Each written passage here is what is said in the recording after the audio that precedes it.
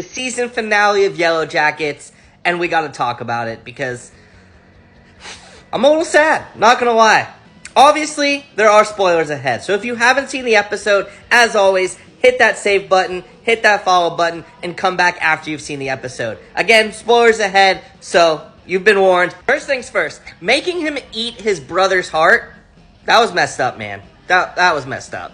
And again, we have Jeff and Callie just coming to the rescue again. Well, not really. Their plans weren't the best, but it ended up working out for them in the end. This whole sequence with the cop and Walter basically teaming up with Jeff was just pure fantastic gold. I loved every minute of this whole sequence, and it was just so funny to me seeing them try to figure out what to do with the cops. I totally thought Walter was going to be on the cop side, but him framing everything on this guy and basically threatening him with it was the best possible outcome, and I loved it because creepy mustache guy had to go. Going back to the wilderness, seeing the conversation between Nat and Coach was just so heartbreaking. Basically, like, Nat saying that we deserve to be here, but you don't. Like, you should get the hell out of here. Does he listen? No, and we'll talk about what he does in a second, because it was just, I don't like you, man. Get out of here. Get out of here, Coach. And then you have Lottie, who basically tells Nat that the wilderness doesn't want her to be the leader anymore, and she chooses Nat to take over for her. And I think this image is really important because it shows how much Misty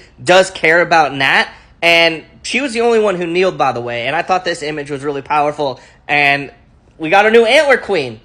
I'm using behind-the-scenes photo here, which, shout out Showtime again. Thank you for all of this content this season. But they had their little seance thing. They drew cards. Shauna surprisingly got picked, or she drew the queen card, and they all go chasing after her. Callie comes to the rescue and ends up shooting Lottie in the arm, making her drop the knife. Nat picks it up and is just ready to just be like, let's freaking stop doing this. What are we doing? And then you have Lisa coming into the picture thinking freaking Nat's trying to kill Lottie. She ends up pointing the gun at her. Misty, being the best friend that she is, tries to save her and ends up hitting Nat instead of Lisa.